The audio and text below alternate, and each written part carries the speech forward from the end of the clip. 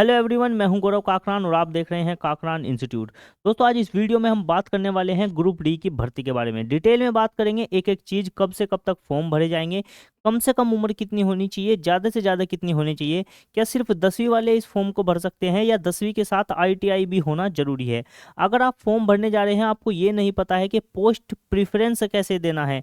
अगर आप एक लड़की हैं तो आपको पोस्ट प्रिफरेंस कौन कौन सी देनी है, या आप एक लड़का हैं और या एक लड़की हैं, आपको चाहिए हाई सैलरी, ज़्यादा से ज़्यादा आपको सैलरी मिले, उसके लिए पोस्ट प्रेफरेंस कैसे देनी है, इन सब चीज़ों के बारे में आप इस वीडियो में बात करेंगे। जितने भी आपके सवाल हैं सबका समाधान आज इस वीडियो में ज़रूर हो जाएगा। चलिए शुरू करते हैं इस वीडियो को। उससे पहले अगर आपने चैनल को सब्सक्राइब नहीं किया है तो चैनल को सब्सक्राइब करके बेल आइकन ज़रूर दबा लें, ताकि ऐसी ही वीडियो जब भी अपलोड हो आपके पास यूट्यूब के द्वारा तुरंत नोटिफिकेशन पहुंच जाए।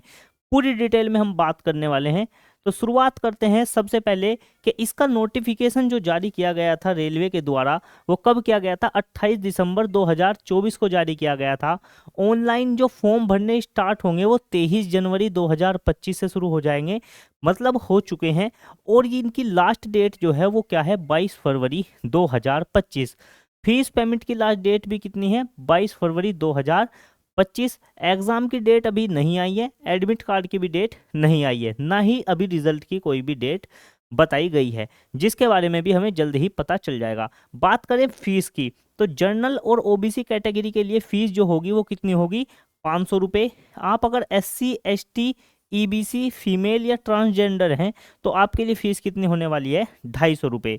रिफंड अमाउंट कितना होगा? जनरल और OBC को अगर आप एग्ज़ाम देकर आ जाते हैं तो आपके अकाउंट में 400 रुपये वापस आ जाएंगे, और अगर आप SC ST EBC फीमेल या ट्रांसजेंडर हैं तो आपके अकाउंट में कितने रुपए वापस आ जाएंगे? 250 रुपये आ जाएंगे।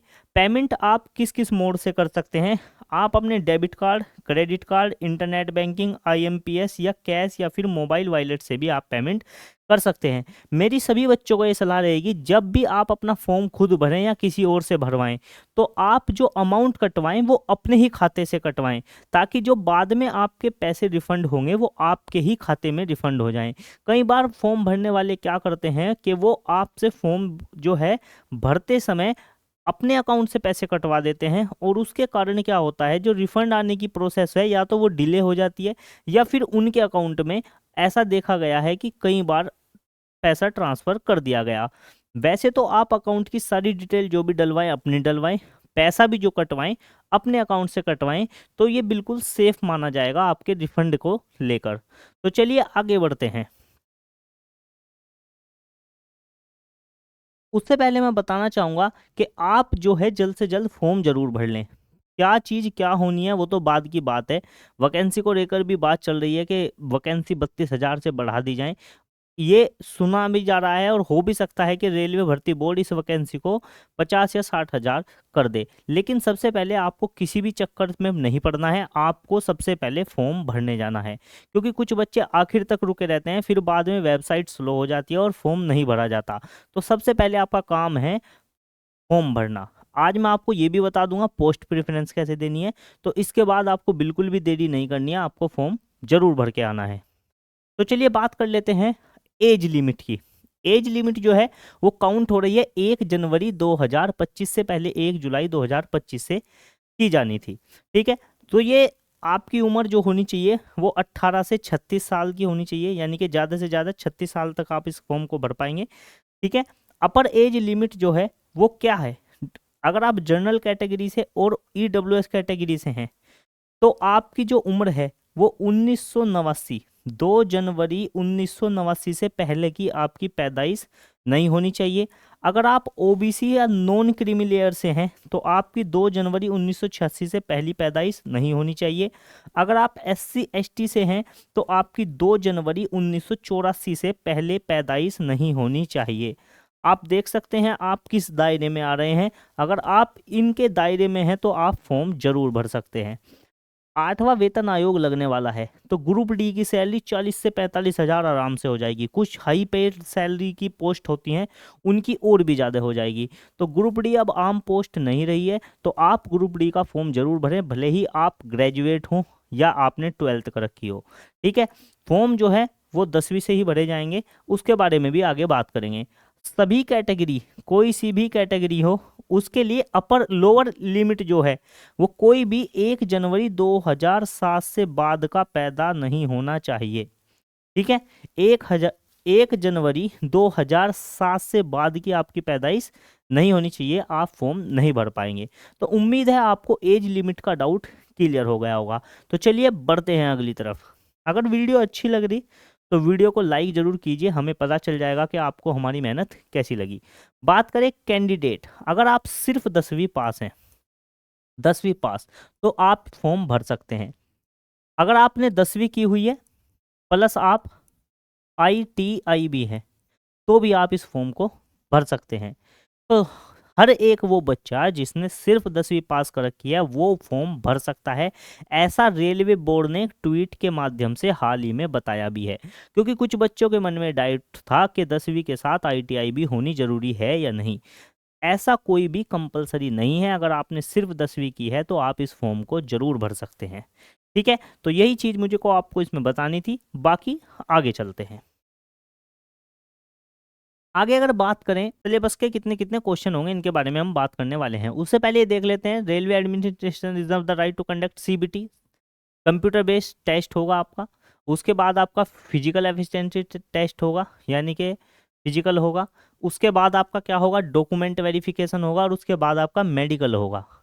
ठीक है, नेगेटिव मार्किंग की अगर बात करें तो नेगेटिव मार्किंग आपकी कितनी है, 1/3 है। यानी कि एक क्वेश्चन गलत करते ही आपके 0.33 नंबर कट जाएंगे, या फिर मैं यूँ कहूँ कि 3 क्वेश्चन गलत करने पर आपका एक सही क्वेश्चन कट जाएगा जो कि 1 नंबर का होगा।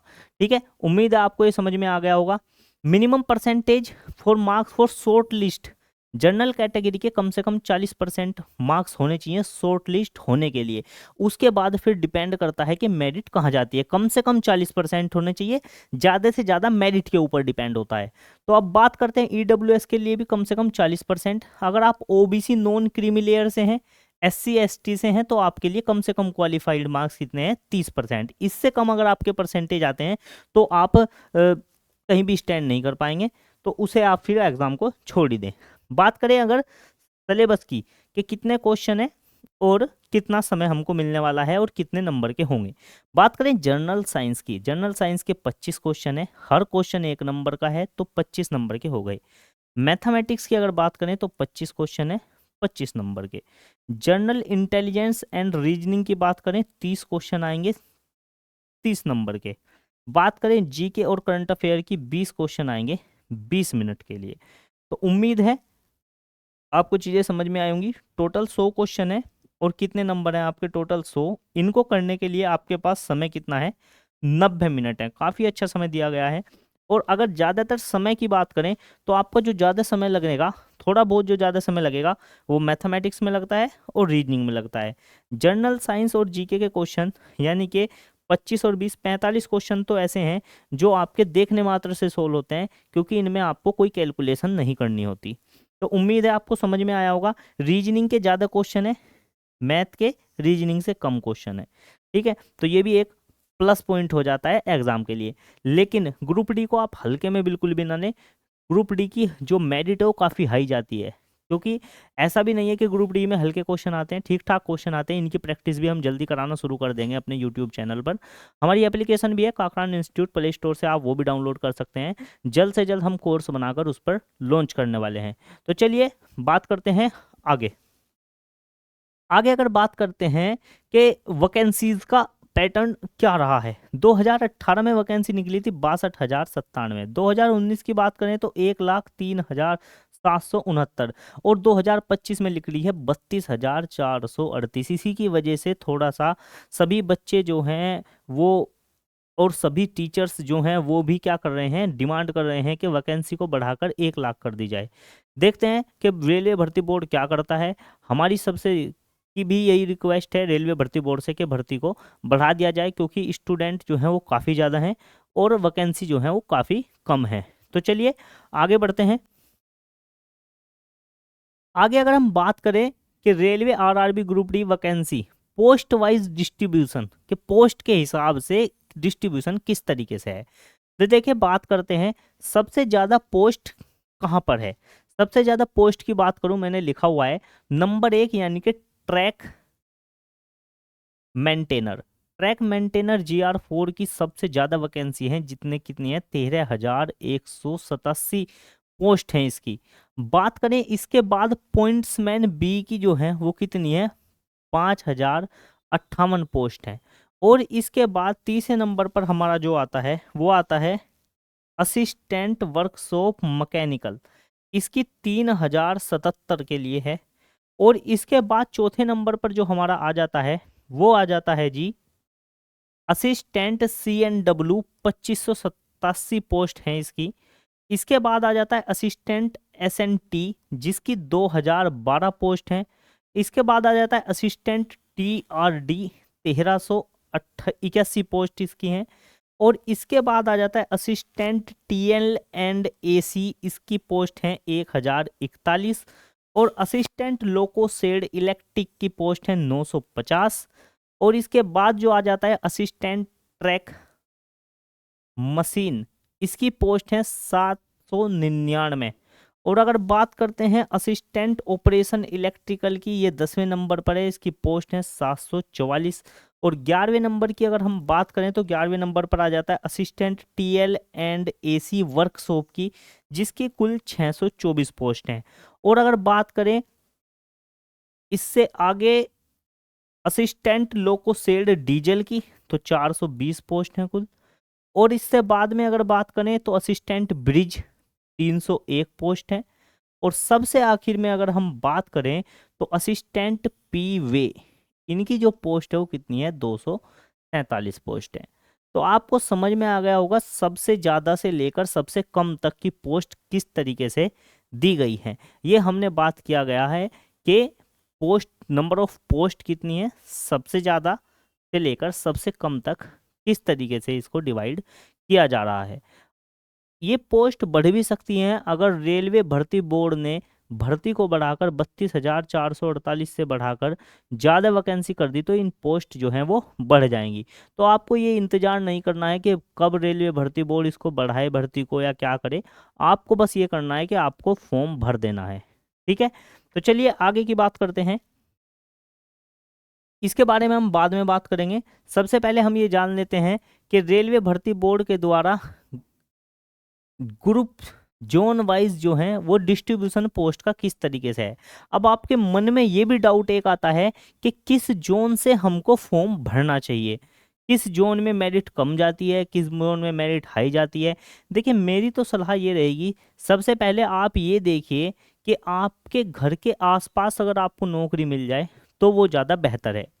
लेकिन अगर आपके मन में ये डाउट है कि मेरे घर के आसपास जो जोन पड़ता है उसकी मेरिट बहुत हाई जाती है और मैं वहाँ पर फॉर्म भर के एग्ज़ाम क्लियर नहीं कर पाऊंगा, तब आपको दूसरे जोन के बारे में सोचना चाहिए। वे जोन क्या क्या हो सकते हैं, उन जोन में कितनी कितनी वैकेंसी हैं, उन सब की डिटेल मैं आपके पास लेके आया हूँ। सबसे पहले आपको प्रेफरेंस जो देनी है वो देनी है अपने खुद के जोन को, क्योंकि आपको पूरी ज़िंदगी जहाँ पर आपकी नौकरी लग जाएगी, पूरी ज़िंदगी आपको वहीं पे जॉब करनी पड़ेगी। इसीलिए सबसे पहले मेरी सलाह यही है कि आप अपने नियरेस्ट जोन में फॉर्म भरें। लेकिन अगर आप अपने नियरेस्ट जोन में ऐसा देख रहे हैं कि बहुत ज़्यादा हाई मेरिट जाती है, तब आप दूसरे जोन में जा सकते हैं अगर आप कंफर्टेबल हैं दूसरी जगह नौकरी पूरी ज़िंदगी करने के लिए। ठीक है, तो चलिए हम बात कर लेते हैं कि अगर आप अपने जोन को छोड़कर किसी दूसरे जोन में भर्ती होना चाहते हैं या फॉर्म भरना चाहते हैं तो कौन से जोन हो सकते हैं जिनमें सबसे ज़्यादा जो है वो वैकेंसी हैं। तो अगर सबसे पहले नंबर की मैं बात करूं तो सबसे पहले नंबर पर आ जाता है दिल्ली। अगर मैं दिल्ली की बात करूं, दिल्ली में टोटल जो वैकेंसी हैं वो 4,785 वैकेंसी हैं, जिसमें से जर्नल की बात करूं तो जर्नल के लिए 2008, SC के लिए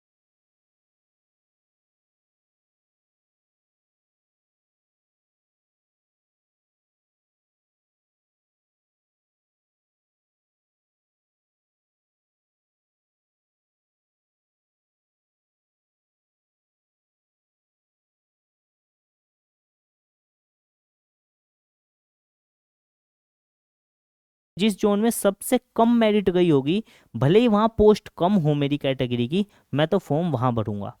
तो सबका फॉर्म भरने के जोन को सिलेक्शन करने का अलग अलग तरीका हो सकता है।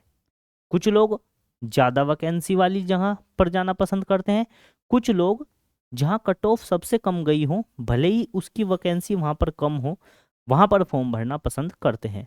तो ये आप पर मैं छोड़ देता हूँ कि आपको किस हिसाब से फॉर्म भर के आना है। आगे मैं आपको बताऊंगा कि पोस्ट प्रेफरेंस आपको क्या डालनी है, गर्ल्स हो या बॉयज़ हो। पहले नंबर पर मैंने आपको दिल्ली बता दिया, लेकिन अगर मैं बात करूं मुंबई की, तो मुंबई के वेस्ट रीजन में जो भर्ती हैं वो 4672 है। लेकिन अगर मुंबई सेंट्रल की अगर मैं बात करूं, देखिए मुंबई WR मुंबई है, और ऐसे ही मुंबई जो है वो सेंट्रल रीजन के लिए भी है। तो कुल मिलाकर मुंबई में 3244 पोस्ट यहाँ से हैं। अगर मैं मुंबई जोन को दोनों को एक साथ देख लूँ, मुंबई के सेंट्रल रीजन को और मुंबई के वेस्टर्न रीजन को अगर एक साथ में देख लेता हूँ, तो सबसे ज़्यादा जो वैकेंसी मानी जाएगी वो मुंबई की मानी जाएगी, क्योंकि वेस्टर्न रीजन में 4672 हैं और सेंट्रल रीजन में 3244 हैं। तो सबसे ज़्यादा पोस्ट अगर मैं देखूँ राज्य वाइज, तो ये सबसे ज़्यादा पोस्ट मुंबई में आ गई हैं। ठीक है, तो आपको देखना है कि आपको मुंबई में भरना है या दिल्ली में भरना है। मैंने आपको चीज़ें बता दी हैं। बात करते हैं अगर चौथे नंबर की, चौथे नंबर में सबसे ज़्यादा वैकेंसी जो है वो कहाँ पर है जी, चेन्नई में, साउथ रीजन में आ जाता है, साउथ में अपना चेन्नई पड़ता है। तो इसमें टोटल वैकेंसी कितनी है, 2694। अलग अलग कैटेगरी में देख सकते हैं, जनरल की इतनी है, SC की इतनी है, ST की इतनी है, OBC की इतनी है और EWS की इतनी है। ठीक है, अगर आप EWS से हैं तो आप ये देख सकते हैं कि कौन से जोन में सबसे ज़्यादा है, मैं वहाँ पे फॉर्म भर दूंगा। या फिर आप ये देख सकते हैं कि जोन से मुझे सब मेरिट से मुझे सॉरी नंबर ऑफ पोस्ट से मुझे कोई फ़र्क नहीं पड़ता कि टोटल पोस्ट कितनी है, जहाँ सबसे कम मेरिट गई होगी मैं तो वहाँ फॉर्म भरूंगा। तो ये अपने अलग अलग मत हो सकते हैं हर एक आदमी के। तो मैंने आपको बता दिया चौथे नंबर पर आपका चेन्नई आ जाता है। पाँचवें नंबर की अगर बात करूँ, पाँचवें नंबर पर आता है गुवाहाटी। गुवाहाटी में टोटल कितनी पोस्ट है, 2048। छठे नंबर पर आपका आ जाता है प्रयागराज। छठे नंबर पर आपका क्या आ जाता है, प्रयागराज। प्रयागराज में टोटल 2020 वैकेंसी है। सातवें नंबर पर 1817 पोस्ट के साथ कोलकाता का रीजन आ जाता है सातवें नंबर पर। और बात करें आठवें नंबर पर, आठवें नंबर पे आपका सिकंदराबाद आ जाएगा, जिसमें टोटल कितनी वैकेंसी निकली हैं, 1682 वैकेंसी निकली हैं। नौवें नंबर की अगर बात करूँ तो 1614 पोस्ट के लिए नौवें नंबर पर आपका कौन सा है, भुवनेश्वर, भुवनेश्वर नहीं सॉरी जबलपुर आपका नौवें नंबर पर आ जाता है। बाकी और आप इसमें चेक कर सकते हैं, इसका स्क्रीनशॉट लेकर वीडियो को रोककर आप आराम से चेक कर सकते हैं। आपके ऊपर डिसीजन है आपको कौन से जोन में भरना है और किस तरीके से आप फॉर्म को भरना चाहते हैं, पोस्ट वाइज भरना चाहते हैं या फिर कट ऑफ वाइज भरना चाहते हैं। तो आगे चलते हैं। आगे की अगर हम बात करें तो सबसे पहले सिलेक्शन प्रोसेस क्या होगा। अगर आप ग्रुप डी की पोस्ट में सिलेक्शन लेना चाहते हैं तो आपका सिलेक्शन प्रोसेस क्या होने वाला है। सिलेक्शन प्रोसेस में आपका सबसे पहले कंप्यूटर बेस्ड टेस्ट होगा। अगर आप उसमें कट ऑफ क्लियर कर जाते हैं तो उसके बाद आपका फिजिकल टेस्ट होगा। फिजिकल टेस्ट के बारे में भी आपको अभी बता दूंगा, फिजिकल टेस्ट में आपको क्या क्या करना होगा। बात करें उसके बाद अगर आप फिजिकल क्लियर हो जाता है आपको मेडिकल के लिए बुलाया जाएगा और फिर डॉक्यूमेंट वेरिफिकेशन आपका हो जाएगा। तो ये प्रोसेस आपका रहने वाला है। अगर बात करें फिजिकल की, फिजिकल से पहले मैं आपको ये चीज़ें भी बता देता हूँ कि आपको पोस्ट प्रेफरेंस क्या देनी है। पोस्ट प्रेफरेंस की अगर हम बात करें तो पोस्ट प्रेफरेंस की अगर बात करूं, आपको सिर्फ हाई सैलरी चाहिए। अगर आप एक लड़का हो चाहे एक लड़की हो, आपको इस बात से कोई मतलब नहीं है कि जॉब जो है वो कैसी है, आपको जॉब से कोई मतलब नहीं है। लड़का या लड़की आप कोई भी हो, आपको ये मतलब नहीं है कि मुझे जॉब बैठने वाली चाहिए या मुझे फील्ड में काम करना पड़ा तो मैं फील्ड में भी काम कर लूँगा, लेकिन मेरे को चाहिए हाई सैलरी। अगर आपको हाई सैलरी चाहिए तो आप इस पोस्ट को प्रेफरेंस देंगे, आप इस तरीके से आपका फॉर्म भर के जाएंगे। आप इसका स्क्रीनशॉट लेकर रख लें, ठीक है। आपको हाई सैलरी चाहिए, बॉयज़ हो या गर्ल्स हो। आपको इस बात से, लड़कियों को भी इस बात से अगर फ़र्क नहीं पड़ता कि वो फील्ड की जॉब कर सकती हैं या नहीं कर सकती हैं, ट्रैक पे काम होना है अगर वो कर सकती हैं तो आप इनको भर दें। लेकिन अगर लड़कियां ये चाहती हैं कि देखो सैलरी थोड़ी बहुत कम चल जाएगी, लेकिन हमें जॉब जो है वो फील्ड वाली नहीं चाहिए, हमको चाहिए बैठने वाली जॉब, ताकि हम अपना सेफ काम कर सकें। ठीक है, तो आपके लिए गर्ल्स स्पेशल सारी की सारी पोस्ट मैंने ये लिख दी हैं, आप इनको प्रेफरेंस दे सकती हैं। ठीक है, तो इन चीज़ों पर आप ध्यान दें। बाकी और अलग क्राइटेरिया हो जाते हैं, होम के पास अगर सिलेक्शन चाहिए तो कौन सी पोस्ट हमको भर देनी चाहिए। ठीक है, तो मैंने आपको दो चीज़ें में डिवाइड किया, एक तो हाई सैलरी और एक गर्ल्स स्पेशल पोस्ट। ठीक है, उम्मीद है आपको ये चीज़ें आसानी से समझ आई होंगी और आपको ये वीडियो जो मैंने आपके लिए बनाई है, जितनी मेहनत करके बनाई है, आपको अच्छी लगी होगी। वीडियो कैसे की लगी कमेंट करके ज़रूर बताइएंगे और वीडियो को लाइक शेयर जरूर करें। अभी मैं आपको ये बताने वाला हूँ, फिजिकल अगर आपके टेस्ट होना है तो फिजिकल में आपको क्या क्या करना होगा उसके बारे में बात करने वाला हूँ। चैनल को सब्सक्राइब करना बिल्कुल भी नहीं भूलना है, इसी तरह की वीडियोस मैं आपके लिए बनाता रहूँगा। तो देखिए बात करते हैं, अगर आप एक मेल कैंडिडेट हैं तो फिजिकल में आपको 35 किलो वजन उठाना पड़ेगा 100 मीटर की तक के लिए, और समय आपको मिलेगा 2 मिनट का। रनिंग की अगर बात करें तो आपको 1000 मीटर की दौड़ पूरी करनी होगी 4 मिनट 15 सेकंड में। लेकिन अगर आप एक फीमेल हैं तो आपको 20 किलो वजन उठाना पड़ेगा 100 मीटर की दूरी के लिए, समय मिलेगा 2 मिनट का। ठीक है, आप रास्ते में कहीं भी उस वजन को नहीं टेक सकते हैं। अगर बात करें रनिंग की तो आपको 1000 मीटर दौड़ना है, आपको समय मिलेगा 5 मिनट 40 सेकंड का। तो उम्मीद है चीज़ें आपको क्लियर हो गई होंगी। अगर आपको ये वीडियो अच्छी लगी है तो अगेन फिर आपको मैं कह रहा हूँ कि आप वीडियो को लाइक ज़रूर करें, तभी आपको हमें पता चल पाता है कि हमारी मेहनत आपको कैसी लगी, ताकि हमें ये पता चल जाए कि इसी तरह की वीडियो हम आपके लिए ऐसे ही बनाते रहें और आपको बेहतर से बेहतर कंटेंट देते रहें। दो ही तरीके होते हैं बताने के, एक तो होता है लाइक करके और दूसरा होता है कमेंट करके। जो भी आपको सुटेबल लगे आप करिए और चैनल को सब्सक्राइब करना ना भूलें। मिलते हैं अगली किसी वीडियो में, तब तक के लिए सभी को नमस्कार, जय हिंद, जय भारत।